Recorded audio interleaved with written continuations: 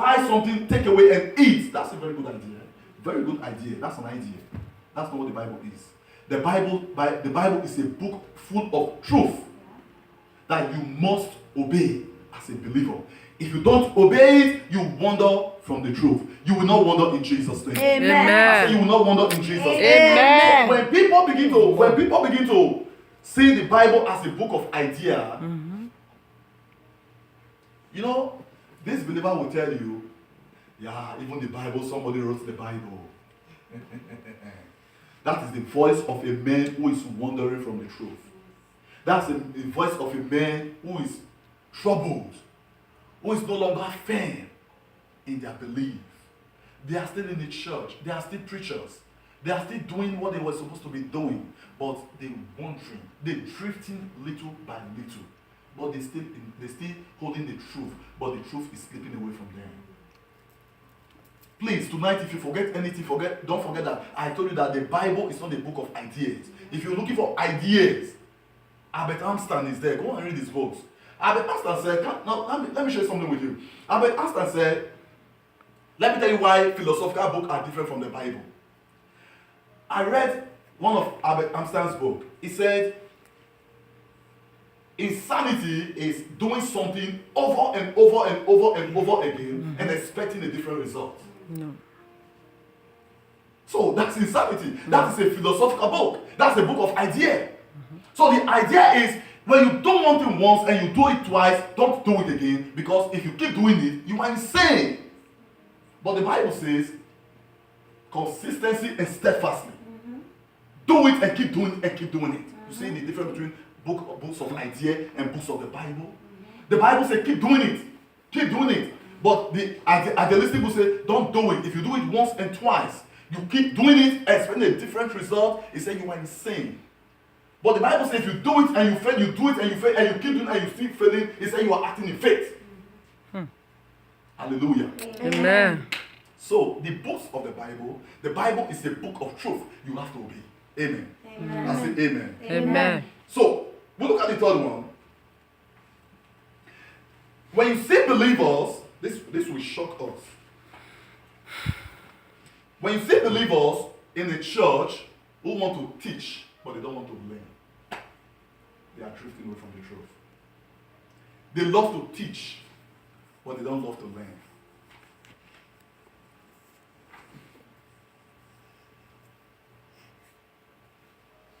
First Timothy chapter 1 verse 7 again.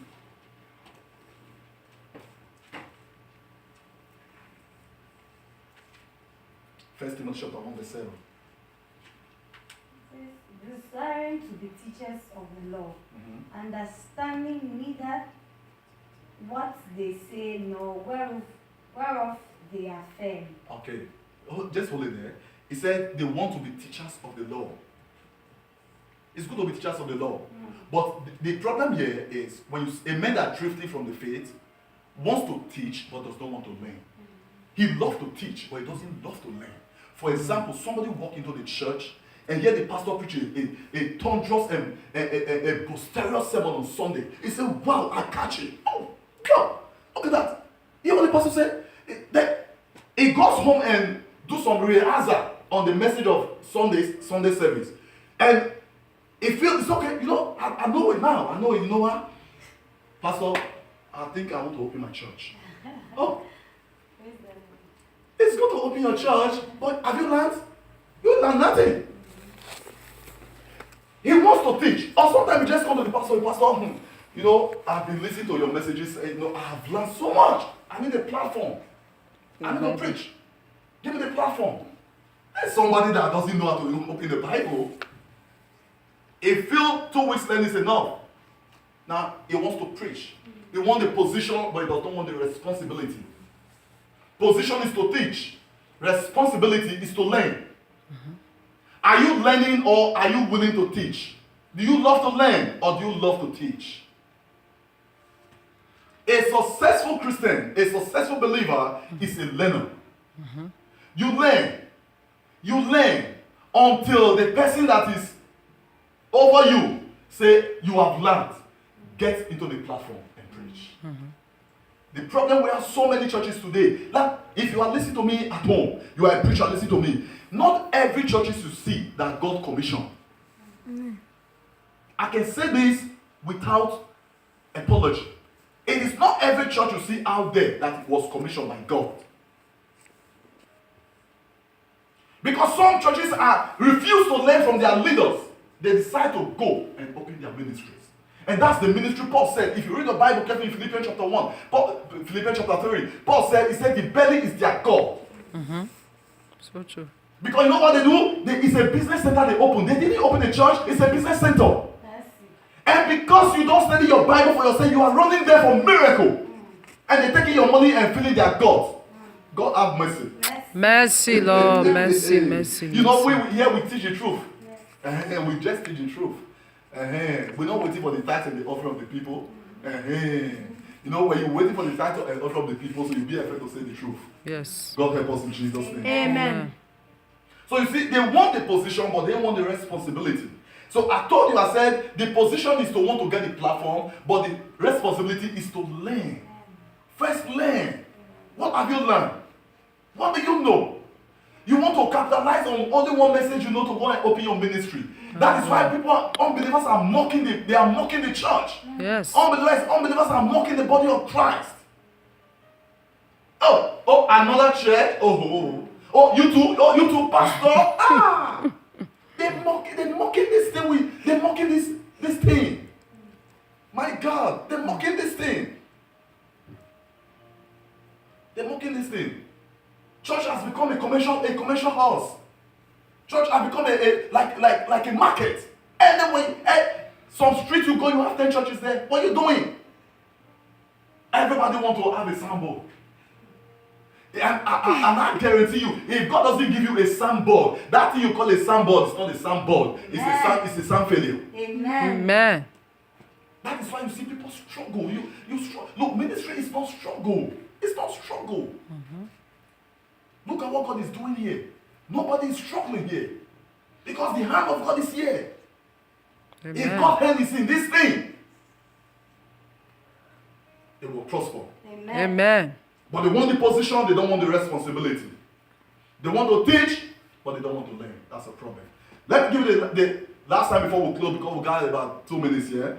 Now, when your confidence exceeds your knowledge, when your confidence, when the zeal, when the momentum in you exceeds the knowledge you have, you are drifting from the truth.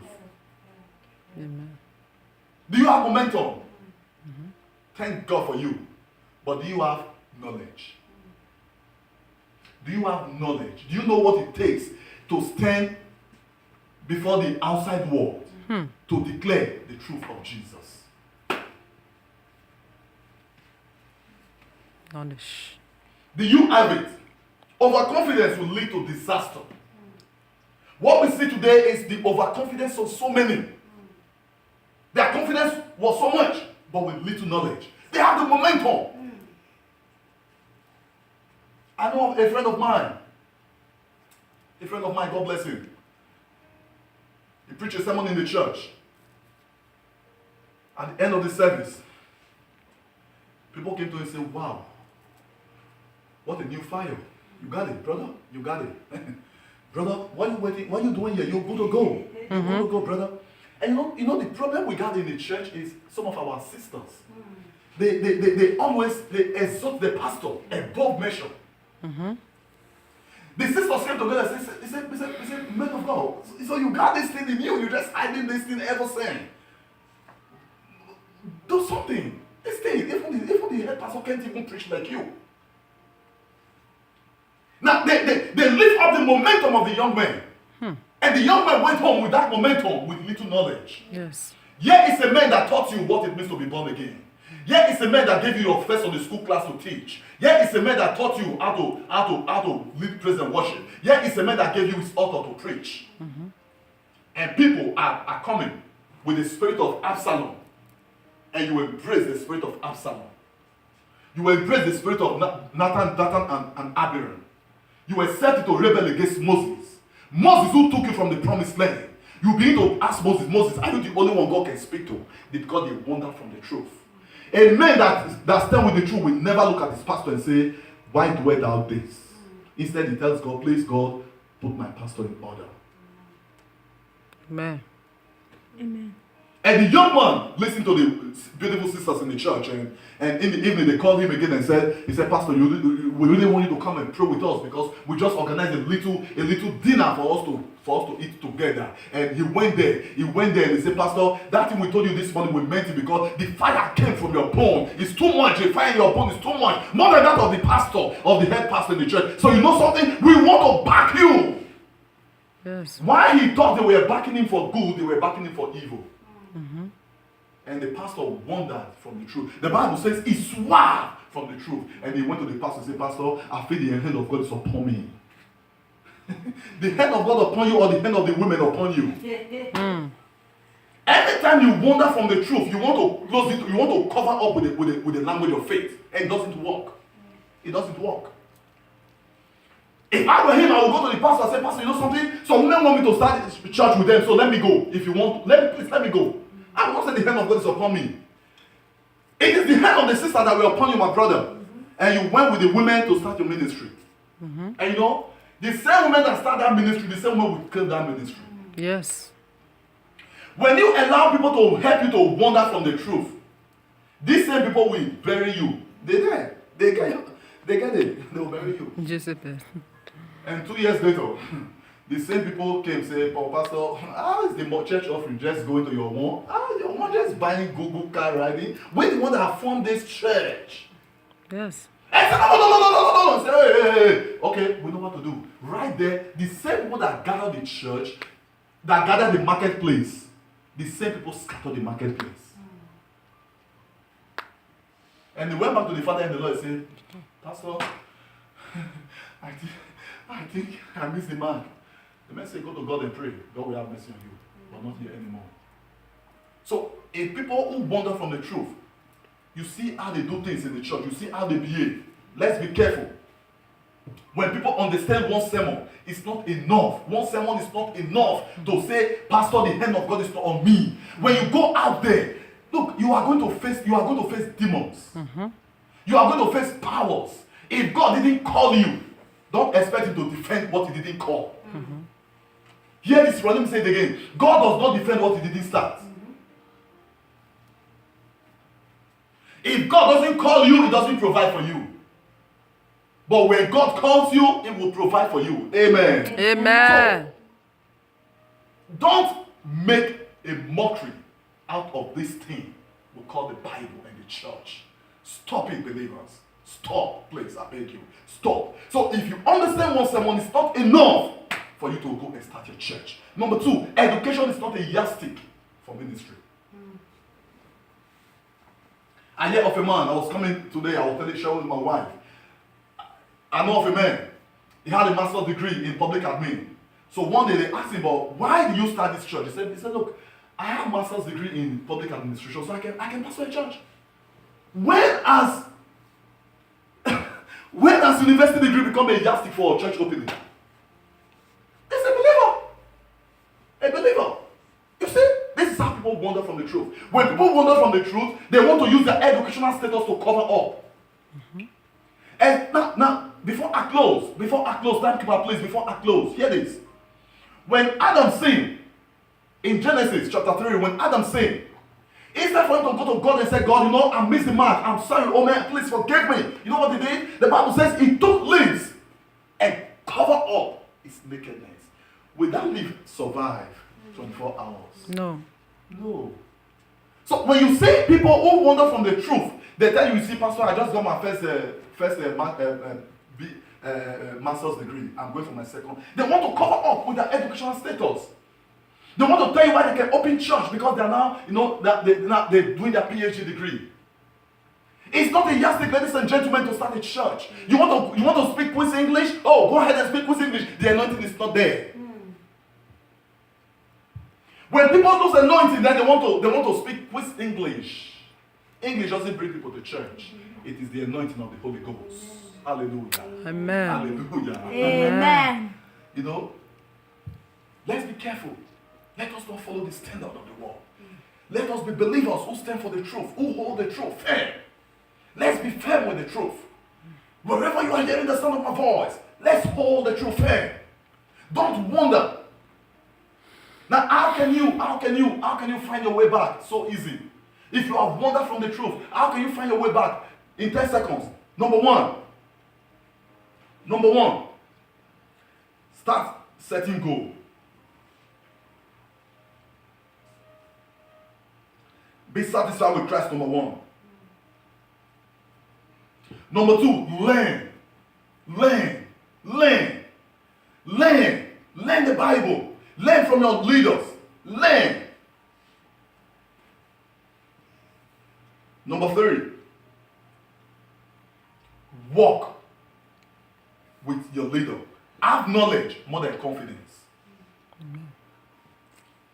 Knowledge. Confidence is the product of knowledge.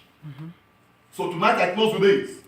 If you cannot be an elephant for shape, you can be an eagle for beauty. Amen. Amen. God bless you. Let's pray. Father, in the name of Jesus. Amen. We thank you tonight, oh God. Amen. We thank you for your word. Amen. We thank you. We know your word is truth. Your word is life. Thank you for the understanding of your word. Amen. Father, we hear for the truth. Amen. Lord, teach us the truth. Illuminate our mind. Amen. Illuminate our whole being. Amen. Help us to dissect your word. Amen. And help us, oh God, to disseminate your word. Amen. Thank you, Father. Amen. In Jesus' name. Amen. Amen. Amen. Hallelujah.